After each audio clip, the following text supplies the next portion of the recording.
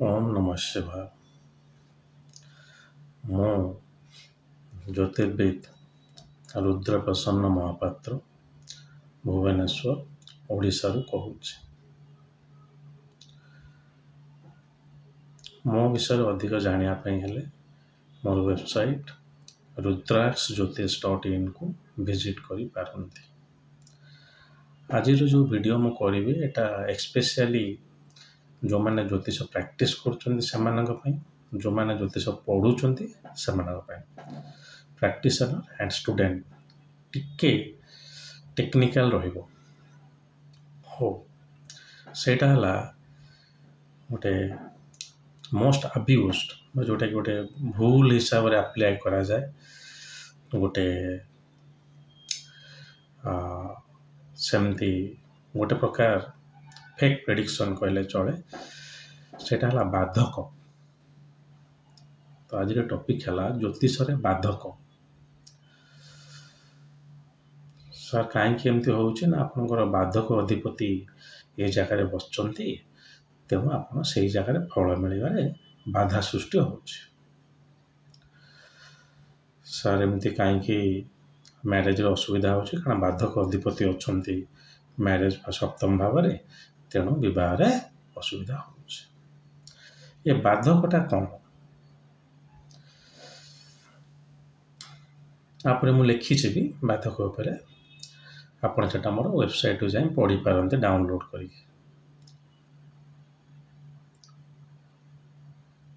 चर लग्न, स्थिर लग्न आउ जात्मिक लग्न पाई यथाक्रमे एकादश भाव, नवम भाव और सप्तम भावर अधिपति बाधक अटंती।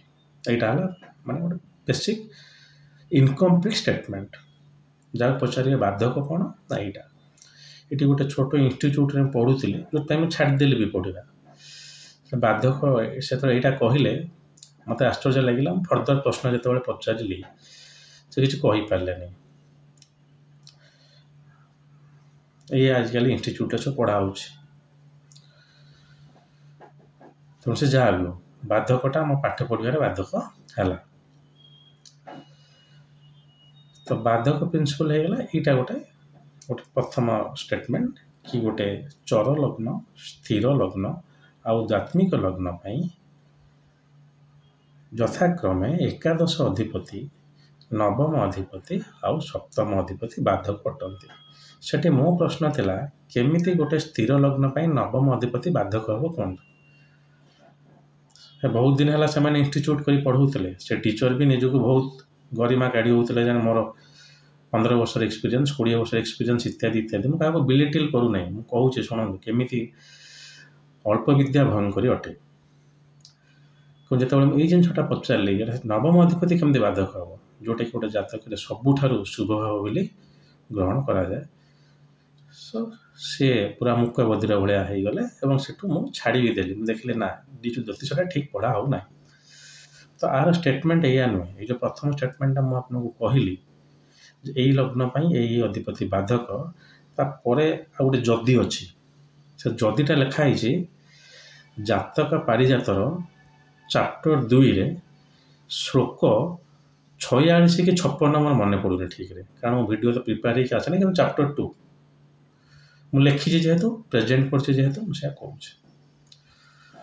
तो कौन यही लग्न यही अधिपति बाधक हे जदिटा पुणी कौन, जदि से भावर अधिपति साइमल्टेनियसली बा इन एडिशन टू 64th नवांशर स्वामी होता, 22nd दक्षिणर स्वामी होता, किंबा गुलिका सेठी बसी था किंबा मांदी सेठी बसी था। बेसिकली ये जो गुलिका जिनसटा भी बेसी काउंट करा जाए ना, मांदी जदि सेठी बसती गुलिका नुहे, मांदी बाधक बेसी काउंट हुए। मांदी आ गुलिका समान नुहे। तापर मु कंप्लीट प्रेजेंटेशन नेशनल लेवल ले करी कहीं समान ने कही सेटा जहाँ भी हो। मांदी गोटे अलग जिनस आ गुलिका गोटे अलग जिनस। तो मांदी जदि से भाव में बसता है कि से भावर अधिपति 64th 64 नवांश आउ वायुस वा दृक्षणर अधिपति होती ताहले सी बाधक हेबे मुंडा ज्योतिष स्थिर लग्न पर नवम चर लग्न पर एकादश आउ दात्मिक लग्न पर सप्तम बाधक कदापि हेबेनी जदि यही कंडीशन नथिबो। ये गोटे जिनस। द्वितीय जिनस सर बाधक हेले कौन हम फल मिलबन तार काम हेनी से सेम क्लास 6 जातक पारिजात वॉल्यूम 3 रे चैप्टर 16 कि 17 पुणी अगेन कहला कौन आप दयाक जब डिटेल रेफरेन्स चाहते मत व्हाट्सएप करदे मुझे पावर पॉइंट शेयर करदेवी एक्जाक्ट श्लोक मोर मन पड़ूनी कि मुझे जातक पारिजात चैप्टर 16 कि 17 लिखाई श्लोकटा मन पड़ू कि श्लोक नंबरटा मन ना मन ना मैंने मुझे जस्ट एमती प्रिपेयर करके जेहेतु कहूनी तेणु जहाँ भी कौन लिखाई ये बाधक जदि होगला मनकर एकादश अधिपति गोटे चरलग्न बाधक है कहीं मांदी से बस जदि बाधक होगला कौन हम बाधक समय फिजिकल और मेंटल डिस्ट्रेस एटा लिखाई फिजिकल और मेंटल डिस्ट्रेस हम तो सीटा आप कहना सब होगा कौन गोटे मेंटल डिस्ट्रेस है ये फाइनेंशियल इश्यू है कि पिला इश्यू है अर्थात से समय टी आप भल टाइम नुहे किंतु फिजिकल डिस्ट्रेस कला देह भी खराब हो किंतु ता माने नुहे से घर अधिपति जहाँ काम दवा कथा से दबनी बुझीपारे मो कथा सप्तम अधिपति आपंकर मैरेज पे हेल्प करे सो मैरेज पे से कर मैरेज अरेंजमेंट कर ये से सब कर जदि से मांदी बसी था कि तार अधिपति जी 64 दशमर 64 नवांशर स्वामी होता है ताले सेठी आपण बाघर हौ हौ लास्ट मोमेंट रे टी प्रोब्लेम हम जदि भी है डेरी रे हम टेंशन रो से लोकर देह खराब हम या कि मानि न बाघर हेनी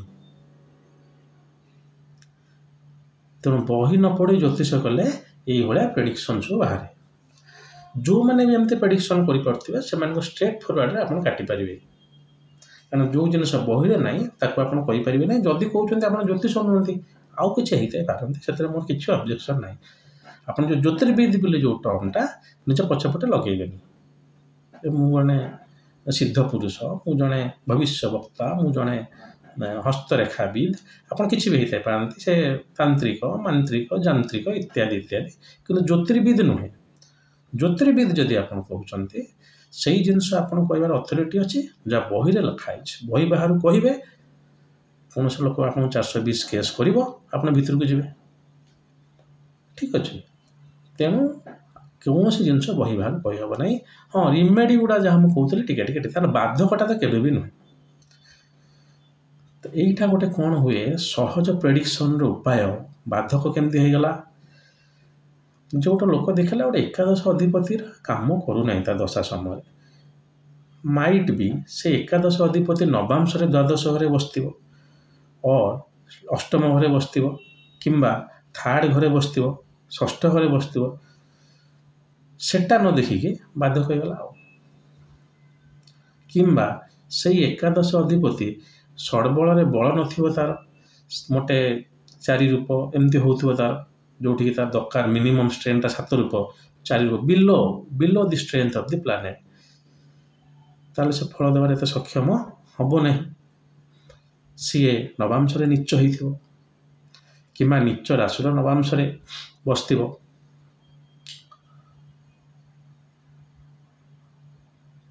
से जगार से फल देवार सक्षम हम नहीं किंतु पुंगा पंडित ज्योतिष कौन है मुंडा ज्योतिष बाधक होगला आपणकर आज्ञा मिथुन लग्न आपणकर धनु है सप्तम अधिपति से आप बाधक आपणकर बृहस्पति दशा बाहर पड़ो सरीगला जो मानकर दात्मिक लग्न से बाहर प्रोब्लेम हम कारण बाधक दयाकोरी एभलिया मूर्ख ज्योतिष करेंगे ना स्टूडेंट मान को स्पेशली कहूँ जो मैंने अच्छा प्रैक्टिशनर से बाधकटा को यूज कर काइंडली 2टा जिनस नोट करेंगे से 22nd दक्षिण लॉर्ड हो मांदी हो मत लगुनि मांदीर यूज ओडिशा प्राय कि जानी थे मुझे आज पर्यटन शुणी क्या कह गोटे वीडियो मुझे ମାନ୍ଦି ଉପରେ, ତାହେଲେ ଆମେ ତାକୁ ବାଧକ ବୋଲି କହିବା।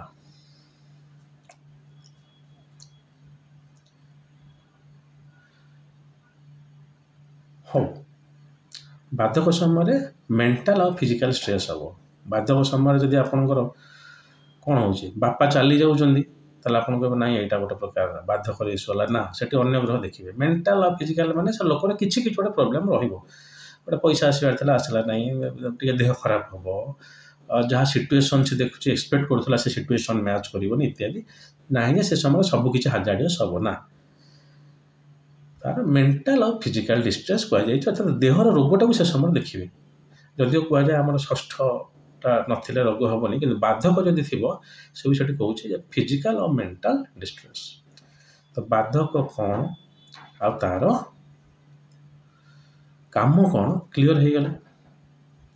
କେବେ ବି ଜ୍ୟୋତିଷ ପଢ଼ୁଥିବା ଷ୍ଟୁଡେଣ୍ଟମାନଙ୍କୁ ମୋର ଅନୁରୋଧ, କେବେ ବି ବାଧକଟାକୁ ଆପଣମାନେ କହିବେନି ଯେ ସିଧାସଳଖ ଭାବରେ ଚର ପାଇଁ ଏକାଦଶ ବାଧକ ହୋଇଗଲା ଆଉ ସପ୍ତମ ନବମ। ମନେ ରଖିଥାନ୍ତୁ, ଏକାଦଶ ଭାବ ଆଜିକା ଦିନରେ ବା କଳି ଯୁଗରେ ଗୋଟେ ବହୁତ ପ୍ରାୟୋରିଟାଇଜ୍ଡ ଭାବ ବା ବହୁତ ଫୋକସ୍ କରାଯାଉଥିବା ଭାବ। ଯଦିଓ ଆଗରୁ ତ୍ରିଶଡ଼ା ଅଣ୍ଡରେ ଏଟାକୁ ଭଲ କୁହାଯାଉନଥିଲା। କାହିଁକି ଏବେ ଦରକାର? ଏକାଦଶ ଅଧିପତିର କାମ ହେଲା ସେ ଆପଣଙ୍କୁ ସବୁକିଛି ଦେବ। ଗେନ୍, ହାଉସ୍ ଅଫ୍ ଗେନ୍, ସବୁକିଛି ମାନେ ମୁଁ ଏଠି ପିଲା ଛୁଆ କଥା ବି କହୁଛି। ପଞ୍ଚମ ଅଧିପତି ଯଦି ଏକାଦଶରେ ଥାଆନ୍ତି, ଆପଣ ଦେଖିବେ ଆପଣଙ୍କ 2-3ଟା ପିଲା ଆରାମସେ ହେଇଯିବେ। ଯେକୌଣସି ଜିନିଷର ଗେନ୍ଟା ହେଲା ଏକାଦଶ। ଆଜିକାଲି ସମସ୍ତେ ଆଫ୍ଟର ଗେନ୍। ସେଇ ଗେନ୍ଟା ଯଦି ଆପଣଙ୍କର ଷଷ୍ଠ ଘରେ ରହିଗଲା, ଖାଲି ରୋଗ ଉପରେ ରୋଗ। ଷଷ୍ଠ ଅଧିପତି ଗଲେ ଏକାଦଶକୁ ରୋଗ। ଯେଉଁ ଗ୍ରହ କିମ୍ବା ଯେଉଁ ଭାବର ଅଧିପତି ଏକାଦଶ ଭାବକୁ ଗଲେ ତାଙ୍କର ପାୱାରଟା ବଢ଼ିଗଲା। ତେଣୁ ଏକାଦଶ ଇଜ୍ ଭେରି ଭେରି ଇମ୍ପୋର୍ଟାଣ୍ଟ। ଯଦି ସେକେଣ୍ଡ ଅଧିପତି ଗଲେ ଆଉ ତା ଧନ ବଢ଼ିଗଲା। ଯଦି ଆପଣଙ୍କର ସପ୍ତମ ଅଧିପତି ସେଠିକି ଗଲେ ତାହେଲେ ବିବାହ ମାନେ ନଟ୍ ଓନ୍ଲି ବିବାହ, ପାର୍ଟନରସିପ୍। ସେ ଜାଗାରେ ବି ମ୍ୟାରେଜ୍ କରିକି ବି କଣ୍ଡିସନ୍ ଯଦି ଆପ୍ଲାଏ, ପୁଣି ଗାର୍ଲଫ୍ରେଣ୍ଡ ସାଙ୍ଗରେ ବି ମିଶୁଥିବେ। ଏକ୍ସଟ୍ରା ପରା, ସେ ସେଠି ଆପଣ ଗୋଟେ ସ୍ପାଉସ୍ ଜାଗାରେ 2ଟା ସ୍ପାଉସ୍ର ଅପରଚ୍ୟୁନିଟି ଦେଲା। Conditions apply.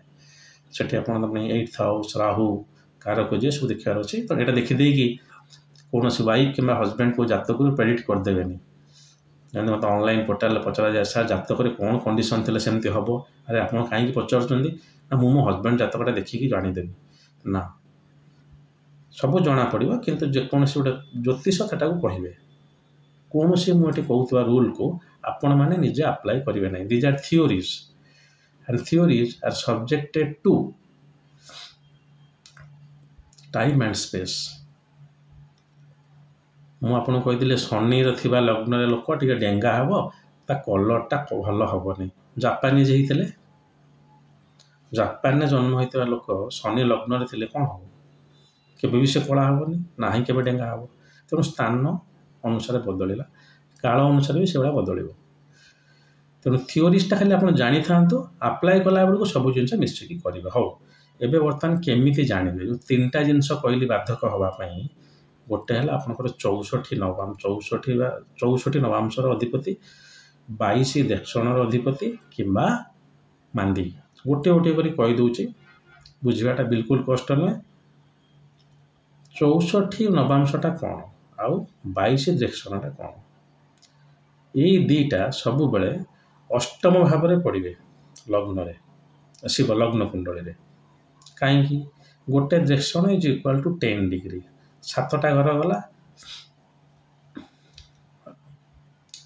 ଗୋଟେ ରାଶିରେ 3ଟା ଦେକ୍ଷଣ ରହିବେ। 7ଟା ରାଶିରେ କେତେ ରହିବେ? 7 × 21ଟା ଦେକ୍ଷଣ। 22 ଦେକ୍ଷଣଟା କେଉଁଠି ପଡ଼ିବ? ଅଷ୍ଟମ ଘରେ। ଲଗ୍ନର ଡିଗ୍ରୀ ଯାହା ଥିବ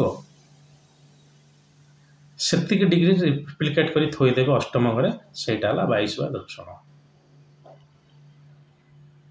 ତାର ଅଧିପତି କିଏ ଜାଣିବା ପାଇଁ ଯେମିତି ଆପଣ ଦେକ୍ଷଣ ଗଣନ୍ତି। ଯଦି ପ୍ରଥମ ଦେକ୍ଷଣ ଥିବେ ସେଇଠୁ, ତାପରେ ଦେକ୍ଷଣ ଥିଲେ ଆପଣ 5, ତାପରେ ଥିଲେ 9, ସେଇଠୁ ଗଣିକି ଆପଣ ତା ଅଧିପତି ଜାଣିବେ। ଦେକ୍ଷଣ ଉପରେ କେବେ ଭିଡ଼ିଓ କରିବା ତ ଲାଗୁନି ଆବଶ୍ୟକତା ରହିଛି, କିନ୍ତୁ ଏଇଟା से भाया 64th नवांश 63 नवांश जाके आपंकर पड़गला गोटे राशि रे केतटा नवांश रहा 9टा नवांश गोटे नवांश is equal to 3 degree 20 minute बा नक्षत्र चरण गोटे जी से गोटे नवांश तो गोटे राशि इज इक्वल टू 30 डिग्री है 9टा नवांश रहा।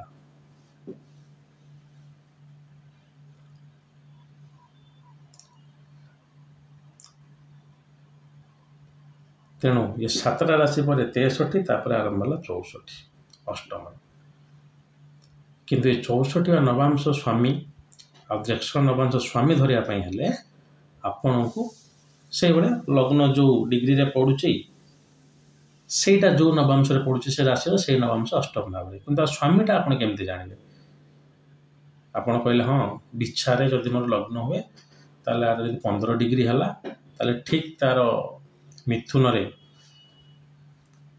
15 डिग्री अर्थात द्वितीय दक्षिण 10 डिग्री 20 डिग्री भितर जोटा है सेटा है तार 22 दक्षिण ता स्वामी किए ता स्वामी जानापी जमी दक्षिण चार्ट आप देखुं से भाया दक्षिण चार्ट देखिए नवंश चार्ट देखिए हो आजिकल तो सफ्टवेयर जुग शीघ्र हो जिनसा मुझे कहीदे सफ्टवेयर जुग दक्षिण चार्ट रे अष्टम घर अधिपति है 22 दक्षिण स्वामी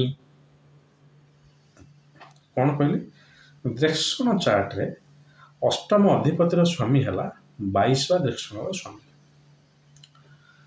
नवांश चार्ट रे लग्न ठारू चतुर्थ भाव स्वामी है 64 नवांश स्वामी बुझीगला तेना आप नवांश चार्टा देखिए चतुर्थ घर मनक नवांश चार्ट चतुर्थ घर है मिथुन अर्थात 64 दक्षिण स्वामी है बुध दक्षिण चार्ट देखिले आपणकर पहला अष्टम घरटा पहला मीन अर्थात 22 दक्षिण स्वामी है बृहस्पति ये जदि आपणकर जमती कहली से बिछा लग्न रे ना बिछा तो आपणकर स्थिर लग्न हो जाए जेकोसी गोटे लग्न रे जदि आपणकर बुध से जो लग्न भी हो बुध बाधक हिसाब से आप धरिले माने 7 9 कि 11 होता है चर स्थिर लग्न देखिकी एवं बुध एमती गोटे 64 नवांश स्वामी होता है ताले से जगह बाधक हम टिके टेक्निकालिटी कहीदे आपणकर जदि बाधक राशि कनसर्न है कि बाधक एकादश अधिपति चर लग्न जो गोटे बाधक है आपणकर भावी नियंतु मेष लग्न चर लग्न एकादश अधिपति है कुंभ और शनि बाधक है 64 नवांश जदि मकरटा स्वामी होता है 64 नवांश अर्थात नवांश चतुर्थ घर जब मकर पड़ू थाए ताले भी शनि से बाधक हम कारण घर सामान ठीक ना घर अधिपति होला शनि बुझीपार से भाया जब जेमिनी आपणकर मिथुन पड़ू थाए सप्तम अधिपति हिसाब से जमती आप धनु धरतु धनु दात्मिक धनुर ठीक अपोजिट होगला मिथुन मिथुन जदि बुध तार बाधक बोली आप कि नहीं जानवा चाहते देखिए जदि से दक्षिण घरे तार अष्टम घरटा पड़ू मनकर कन्या से बुध ये होगला आपणकर बुध बाधक बुझीपारे जदि से जो ग्रहटा को आप कनसर्न करूटा जदि 22 दक्षिण कि 64 नवांश स्वामी होता है ताले से घर बाधक हम यहाँ है गोटे प्रपोजिशन बुझे द्वितीयटा है कौन मांदी मन रखता दुईटा कहुए खरेश खर आप जानते जो राक्षसटा सुपर्णखा नाक काटिदेला रावण पठेला ताकू लक्ष्मण राम किए मारिदे खर को तो से रावण गोटे राक्षसटे ता अनुसार हो खरेश ये 22 दक्षिण स्वामी आ 64 नवांश स्वामी की कहुए खरेश तो खरेशर जब स्वामी हो बाधक है जदि न हो मांदी बसुची कि मांदीटा कौन मुझे कहीदे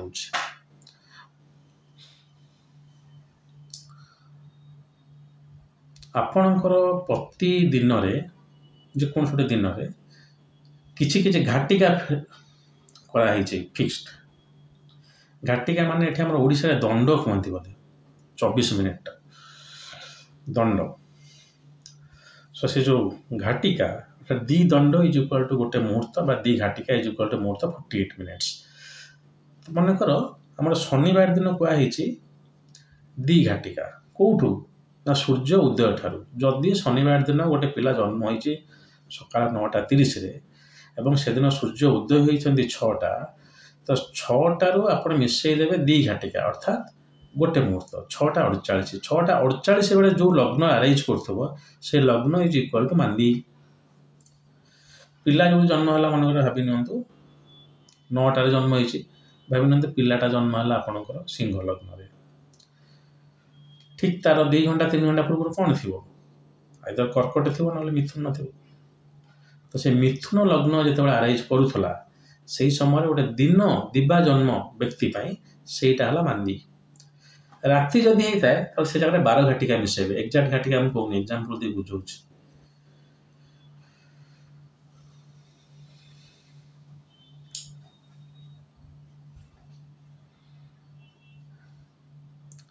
तो से 12 घाटिका मिसईदेले कौटू ना सूर्य अस्त ठारू जो समय आप पहुँचले से समय लग्न जोटा से मांदीर लग्न मांदी पाइबार जातक यहाँ उपाय।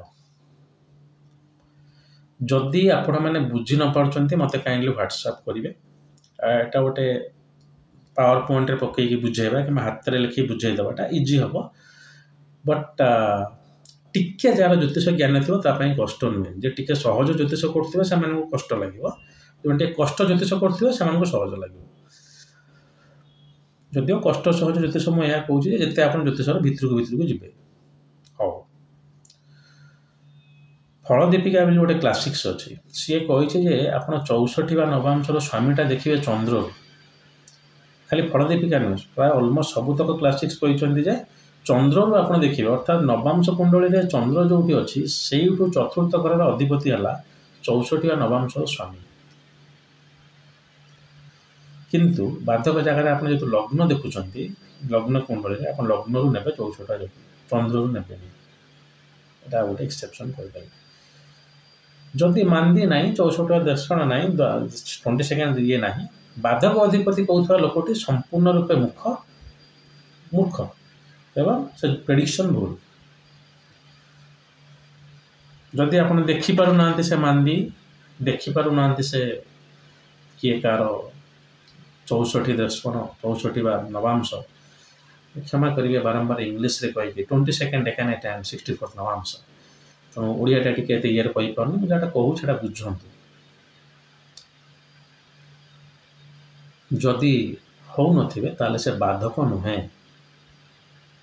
अर्थात चर लग्न पर एकादश तीर लग्न पर नवम आउ द्वादश लग्न पर सप्तम कदापि बाधक हम ना जदि यही कंडीशन फुलफिल होना। ठीक अच्छे आप गोटे वीडियो मुझे करी मारक विषय ताकू भी ये आबू चलती हम आज्ञा कहीं कहूँ ज्योतिष को एक तो है हाँ मो भाया लक्ष टंकिया चाकरी छाड़ी पीजी पीजीडीएम पढ़ी लोक भल डेप्थ थी लोक आसुना मत मुझे कहूनी अन्य फिल्ड जो मैंने आमर ये संजय रथ ओडार हेले निमे बानार्जी तो छाड़ सी भी कर तो basic qualification basic job profile आपणकर किए मंदिर में पूजा कर आंसिलारी साइड ज्योतिषटा शिखिले ज्योतिष तो आम फुल टाइम शिखिकी जन्म में किसी करना कहूँ आपण अधा पढ़िया शिखिकी होना ज्योतिष तो जदि सेमती फुल टाइम भल किए शिखती मांदी 64 दर्शन 64 नवांश 22 दर्शन पूरा सब मुहरे मुहरे कैलकुलेसन मुहरे मुहरे आपन को जदि किए गोटे कहीदेला ये लग्न में आमर एति डिग्री अच्छी तार 64 नवांशर स्वामी किए हम आउ 22 दर्शन स्वामी किए हम आप चार्ट देखला बेले बाहर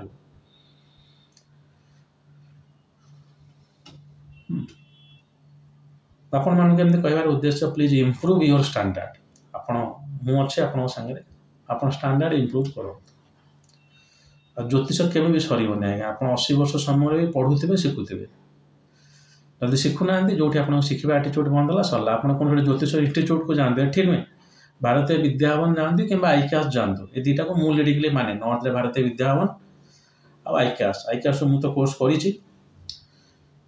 ତ ଆପଣଙ୍କର ରିଟାୟାରମେଣ୍ଟ ପରେ ବି ଲୋକ ପଢ଼ିବା ଆରମ୍ଭ କରୁଛନ୍ତି। ହଉ, ଇଏ ଥିଲା ବାଧକ ବିଷୟରେ। ତେଣୁ ଜ୍ୟୋତିର୍ବିଦ ମାନଙ୍କୁ ମୋର ଅନୁରୋଧ ଆଉ ଜ୍ୟୋତିଷ ଛାତ୍ରଛାତ୍ରୀମାନଙ୍କୁ ମୋର ଅନୁରୋଧ, ବାଧକଟାକୁ ଏଇଭଳିଆ ମୂର୍ଖ ଭଳିଆ ୟୁଜ୍ କରିବେ ନାହିଁ।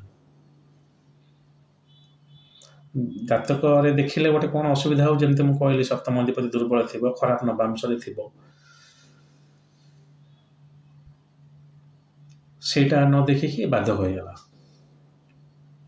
ତେଣୁ ବାଧକ ଅଛି, ଜ୍ୟୋତିଷଶାସ୍ତ୍ର ସମ୍ପୂର୍ଣ୍ଣ ଅଛି, କିନ୍ତୁ ଏଇଭଳିଆ ମୂର୍ଖ ପ୍ରେଡିକ୍ସନଟା ଗୋଟେ ପ୍ରକାର ଇଲିସିଟ୍ ବା ଭୁଲ ପ୍ରେଡିକ୍ସନ ବୋଲି ମୁଁ କହିବି। ଯେମିତି ଶନି ସାଢ଼େ ସାତି ଅଛି, କିନ୍ତୁ ଶନି ସାଢ଼େ ସାତି ଆସିଗଲା ଆପଣଙ୍କର ଭେକାଳ ଉଡ଼ିଲା, ସେଇଟା ଗୋଟେ ପ୍ରକାର ଭୁଲ ପ୍ରେଡିକ୍ସନ। ଆଉ ସିଧା ଭାଷାରେ କହିଲେ ଗୋଟେ ଠକାମି ମଧ୍ୟ। ଠକାମି ଆଜ୍ଞା, ଯେଉଁ ଜିନିଷ ଆପଣଙ୍କର ଜ୍ୟୋତିଷଶାସ୍ତ୍ର ସମ୍ମତରେ ଆପଣଙ୍କର ସେଇଟା ପଢ଼ି ହେଉନି, ସେଇଟା ଠକାମି। ମାନେ ଗୋଟେ ଲୋକ ଆସି ପଚାରିଲା, ସାର୍ ମୋର ବାହାସାଗର ହେଉନାହିଁ, ଆପଣ ତାର ସପ୍ତମ ଘର ଦେଖିଲେ, ନବାଂଶଟାକୁ ଦେଖିଲେ, ନବାଂଶ କୁଣ୍ଡଳୀଟା ବାହାଘର ପାଇଁ ଦେଖିବାଟା ମାନେ ଆଉ ଅନିବାର୍ଯ୍ୟ। ସେମିତି ତ ସବୁଥିରେ ଅନିବାର୍ଯ୍ୟ, କିନ୍ତୁ ବାହାଘର ପାଇଁ ଯେତେବେଳେ ଦେଖୁଛନ୍ତି ଆଉ ନବାଂଶକୁ ଛାଡ଼ିବାର ନାହିଁ। ଯଦି ଲଗ୍ନ କୁଣ୍ଡଳୀରେ ଆଫେକ୍ଟେଡ୍ ହେଇଥାଏ, ମଙ୍ଗଳ ଦୋଷ ଥାଏ ଏବଂ ନବାଂଶରେ ଆପଣଙ୍କର ସପ୍ତମ ଘରେ ଚନ୍ଦ୍ର ଶୁକ୍ର ଏମାନେ ବସିଥାନ୍ତି ଏବଂ ମଙ୍ଗଳ ନବାଂଶରେ ଉଚ୍ଚ ହେଇଥାଏ, ଆଉ ଲଗ୍ନ ଅଧିପତି ସପ୍ତମକୁ ଦୃଷ୍ଟି ଦେଉଥାଏ, ତାହେଲେ ଏସବୁ ଜିନିଷରେ ଆପଣଙ୍କର ସେ ଲଗ୍ନ କୁଣ୍ଡଳୀର ଏତେ ଯେଉଁ ଖରାପ ଦେଖୁଛନ୍ତି ପ୍ରାୟ ନର୍ମାଲାଇଜ୍ ହେଇଯିବା କଥା। ଏଇ ହେଲା ନିୟମ। ଆଉ ସେଠି ଯଦି ଆପଣ କହିବେ ଯେ ନାଇଁ ସାର୍ ଆପଣଙ୍କର ଶନି ସାଢ଼େ ସାତି ଚାଲୁଛି ତ ସେଇଥିଲାଗି ବାହାଘର ହେଇପାରୁନାହିଁ, ଚାନ୍ସ ଅଛି, 1 to 2 3 ଚାନ୍ସ ଅଛି, ହେଇପାରେ, କିନ୍ତୁ ସେଇଟା ଆନ୍ସିଲାରୀ, ସେଇଟା ପ୍ରାଇମେରୀ ରିଜନ୍ ନୁହେଁ। ପ୍ରାଇମେରୀ ରିଜନ୍ ହେଲା ଭାବ ଭାବେଶ କାରକ। ଯେଉଁ ପ୍ରଶ୍ନ ଆସୁଛି ସେଟା କେଉଁ ଭାବରୁ ଦେଖାଯିବ, ତାର ଅଧିପତି ଏବଂ କାରକ। କିଏ ପଚାରିଲା ପିଲାପିଲି ହେଉନାହିଁ, ପଞ୍ଚମ ଭାବ, ତାର ଅଧିପତି, କାରକ ପିଲାପିଲିର ହେଲା ବୃହସ୍ପତି। କିଏ ପଚାରୁଛି ସେ ଆମର ପ୍ରେମର ଅସୁବିଧା ଅଛି, ପଞ୍ଚମ ଭାବ, ତାର ଅଧିପତି, କାରକ ପ୍ରେମର ହେଲା ଶୁକ୍ର ଆଉ ଚନ୍ଦ୍ର। ଯେଉଁଟା ବାହାଘରର କାରକ ସେଇଟା ବି ପ୍ରେମ କାରକ, କିନ୍ତୁ ବେସିକାଲି ମନେ ରଖିଥାନ୍ତୁ ପ୍ରେମ କାରକଟା ହେଲା ଚନ୍ଦ୍ର, ଶୁକ୍ର ଏତେ ନୁହେଁ। ବିବାହରେ ଶୁକ୍ର, ଆରେଞ୍ଜ ମ୍ୟାରେଜ ଶୁକ୍ର, ଲଭ୍ ମ୍ୟାରେଜ ଚନ୍ଦ୍ର ବୋଲି ଟିକେ ଯଦି ଆମେ ରିସେଣ୍ଟ ଆପ୍ଲିକେସନ୍ କରିବା, ବଟ୍ ଦୁଇଟା ଯାକ ବିବାହ କାରକ, ପ୍ରେମ କାରକ ହେଲା ଚନ୍ଦ୍ର। ଶ୍ରୀକୃଷ୍ଣ ତାଙ୍କ ପ୍ରେମଟାକୁ ଆପଣ ଆଜିକାଲି ଯେଉଁ ଆବ୍ୟୁଜ୍ କରୁଛନ୍ତି କରିବେନି, ଦ୍ୟାଟ୍ ଇଜ୍ ନୋନ୍ ଆଜ୍ କମ୍ପ୍ୟାସନ୍। ଗୋଟେ ଡିଫରେନ୍ସ ଅଛି କାମ ଆଉ ପ୍ରେମ ଭିତରେ, କାମ ଆଉ ପ୍ରେମ ଭିତରେ ଗୋଟେ ଡିଫରେନ୍ସ ଅଛି। ଶ୍ରୀକୃଷ୍ଣ ଭଲ ପାଉଥିବା ଜିନିଷଟା ଆପଣ 5th ଘରରୁ ଦେଖିବେନି, ସେଇଟା ଆପଣ ତାଙ୍କ ଲଗ୍ନ, ତାଙ୍କ ଚନ୍ଦ୍ର ଲଗ୍ନ କିମ୍ବା ସପ୍ତମ ଭାବରୁ ଦେଖିପାରନ୍ତି ଯେ ସେ କେତେ ଲୋକଙ୍କ ସାଙ୍ଗରେ ମିଶୁଥିଲେ। ତାଙ୍କର ସେଇଟା କମ୍ପ୍ୟାସନ୍, ସେଇଟା ପ୍ରେମ ବୋଲି କୁହାଯାଏ। ଗୋଟେ ଛୋଟ ଫୁଲଟି, ସୁନ୍ଦର ଫୁଲଟିଏ ହେଇଛି, କେତେ ସୁନ୍ଦର କୁକୁର ଛୁଆଟେ ହେଇଛି, ସେଟାକୁ ପ୍ରେମ ବୋଲି କୁହାଯାଏ। ସୋ କଲ୍ଡ ଲଭ୍ ଯେଉଁ ଆଜିକାଲି ଆପଣଙ୍କ ପାଖକୁ ଆସୁଛନ୍ତି ବଏଜ୍ ଆଣ୍ଡ ଗାର୍ଲ, ସେଇଟା ଲଷ୍ଟ ବା କାମ। ମୋର ଫିଜିକାଲ ଆଟାଚମେଣ୍ଟ ଅଛି ତା ପ୍ରତି, ତାର ଫିଜିକାଲ ଆଟାଚମେଣ୍ଟ ସେଠି ଟିକେ ଏପଟ ସେପଟ ହେଲେ ଭାଙ୍ଗି ଯାଉଛି, କିନ୍ତୁ ଯେଉଁଟା ଆମର ଅନାବିଳ ପ୍ରେମ ସେଠି ସେମିତି ହେଉନଥିଲା। ତ the abuse of Krishna's love affair nowadays by the youngsters, some youngsters, not all. ଆଜିକାଲି ତ ବହୁତ ଖୁସି ଯେ ବହୁତ ୟଙ୍ଗଷ୍ଟର ଯାଉଛନ୍ତି ବୃନ୍ଦାବନ, ନାଚୁଛନ୍ତି, ଆସୁଛନ୍ତି, ଭଲ, କିନ୍ତୁ ସେଟା ସେମିତି ନୁହେଁ। ହଉ, ସେ ଯାହା ବି ହେଉନା କାହିଁକି ଆମେ ପଶିବା କୃଷ୍ଣଙ୍କ ଲୀଳାରେ। ତ ଏଇଟା ହେଲା ବାଧକ। ତେଣୁ ମୁଁ ଆଶା କରେ ବାଧକଟା ଆପଣ ଆଉ ଆବ୍ୟୁଜ୍ କରିବେନି ଏଠାରୁ। ଯଦି କରୁଛନ୍ତି ତ, ଯଦି ଠିକ୍ରେ ଦେଖି କହୁଛନ୍ତି କିଛି ଅସୁବିଧା ନାହିଁ। ଦ୍ୱିତୀୟ ପ୍ରଶ୍ନ ଆସିଲା, ଯଦି ବାଧକର ପ୍ରଶ୍ନ ନ ଆସୁଛି ତାକୁ କିଛି ପ୍ରଚୁରକୁ ଆଣିବା ଦରକାର ନାହିଁ। ଯେମିତିକି ଜାତକରେ ସେ ପଚାରୁଥିବେ ଗୋଟେ ଜିନିଷ, ଆପଣ କହୁଥିବେ ନା ବାଧକଟା ସେଠି ବସିଛି, ସିଏ ପୁଣି ଗୋଟେ ପ୍ରକାର ଠିକ୍ ନୁହେଁ। ବାଧକ ତାର 10ମ ଘରେ ବସିଥାଉ, ସେ ତ ପଚାରୁଛି ଆପଣଙ୍କ ସପ୍ତମ ଘର କଥା, ବିଜନେସ୍ କଥା, ଆଉ ଆପଣ କାହିଁକି ତା କଥା ଭାବୁଛନ୍ତି? ତେଣୁ ସବୁବେଳେ ଗୋଟେ ଇଆଡ଼ୁ ସିଆଡ଼ୁ କହି କାହାକୁ ଡରାଇବା ଦରକାର ନାହିଁ। और जदि आप ठीक रे मांदीटा को देखते गुलिक नुहे गुलिक केवे भी बाधक दायी नुहे जदि मो लेखार भी गुलिक गोटे जगह लिखिदे कि मुझे आहरी फर्दर रिसर्च कली मुझे जानी ना गुलिक और मांदी सेम नुहे द डिफरेंट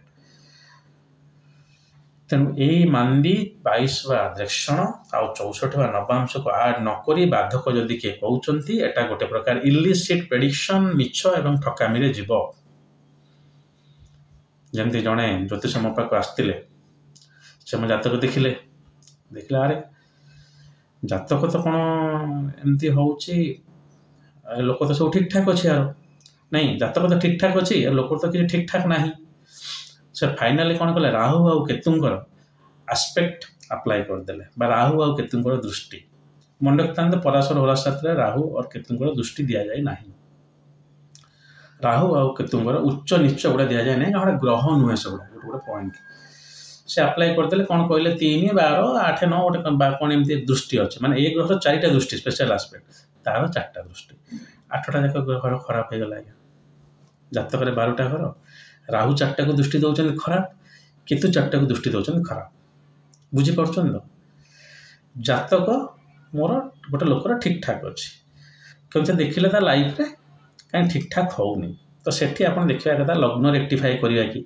लग्न गोटे संधि रे जदि अच्छी ता लग्न को रेक्टिफिकेशन करिया दरकार कि समय भूल अच्छी कि जो दशा भूल होची आगो सेटा देखिए हॉरोस्कोप को करेक्ट करंतु जदि होनी कि जब आप पढ़ी न पारे तो कौन जातक आपंकर हेनी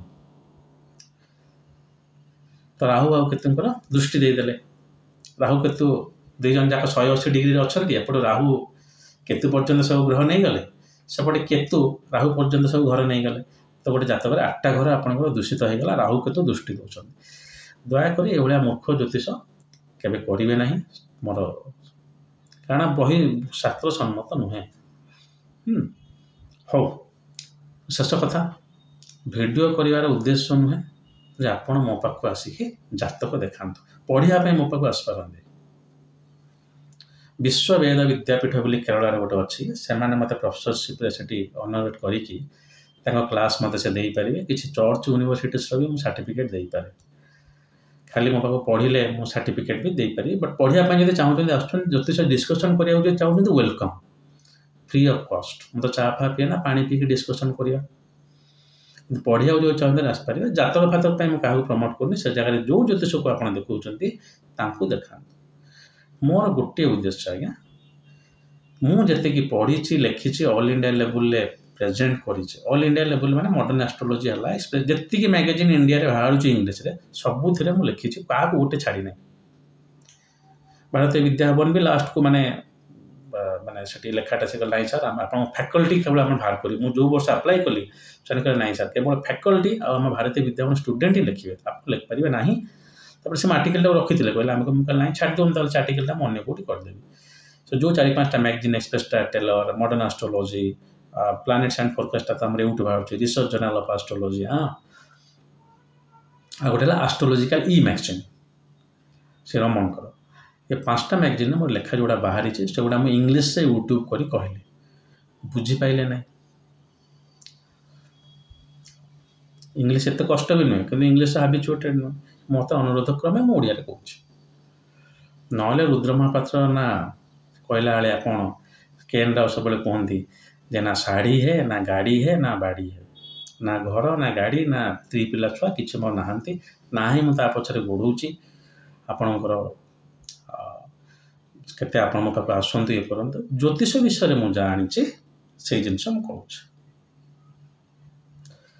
आ बहुत जो जिनस बाधकटा कहीं एमती है मोर मन अच्छे मुझे 30,000 टंका गोटे इंस्टीट्यूट भुवनेश्वर पढ़ुली छाड़देली पूरा मो पैसा भी गला सर्टिफिकेट भी गला कि भल है मुझे छाड़ी निजे शिखिकी जापारे तेनाली बाधकटा को यही जिनटा को मत भी लगुनि आजिका डेट से भी करुवे कि अन्य करुवे तेणु यही है आज्ञा बाधक कारण यहाँ गोटे छोट जिन नुहे इवन इंडिया लेवल भी टिके कंट्रोवर्सी थी कारण कि जाइना डीप कहली एक्जाक्टली जातक पारिजात छाड़देले बेसी जगह मेनसन है जातक पारिजातटा कहूँ छाड़देले अन्य जगह ना तेणु सर्वार्थ चिंतामन अच्छे बोली कहते गोटे कहीं मुझे पढ़ेनि तेणु बाधकटा को अप्लाई करतुनि जदि कर ठीक रे करंतु मांदी देखि शिखंतु 22 डायरेक्शन आउ 64 नवांश को एसोसिएट करिकी बाधक को जानतु बाधक हेले कौन हम से लोकर टे फिजिकल डिजीज हम मेंटल ये हम माने टेंशन टिके रहिबो माने सब आडू टिके टिके तार असुविधा हम सर बाधक है तो से लगे माँ चलीगले ना ना माँ चलिया आप चतुर्थ भाव देखार अच्छी माँ को आयुष देखार अच्छे से गुड़ा सब हौ जदि आपको वीडियो भल लगे शेयर करदे आज्ञा गोटे अनुरोध लाइक डिसलाइक रुद्र सार आप बहुत भल कहते आपणकर हेयर स्टाइल बहुत भल अच्छी सार आप देखा भल ना कौन भल कि खराब कमेंट जोड़ा आवश्यकता नहीं करेंगे ना केवल जी आप जानू चाहते कि जब मुझे कहला भितर कि गोटे आपड़ अड मिस्टेक हो जाऊँगी भी आपपारती ना सर 64 नवांशटा या नुहे कि मांदी या नुहे हाँ जब किसी फैक्चुअल मिस्टेक आप प्लीज ता छड़ा मत गोटे अनुरोध आप शेयर करदे से लाइक सब्सक्राइब को मुझे अनुरोध न कर शेयर करदे हौ आज ये भिडियोटी केवल से जो मैंने ज्योतिष प्रैक्टिस करुँच छात्र छात्री मानी जेनराल ऑडियंस काइंडली एटा देखते ना ए किसी विशेष फलप्रद से हेनी ना ही आवश्यकता रही हौ आज ये महादेव यदि चाहते आउ गोटे वीडियो नहीं बहुत शीघ्र आपे उपस्थित होगी महादेव आपण मानक कल्याण करंतु ओम नमः शिवाय।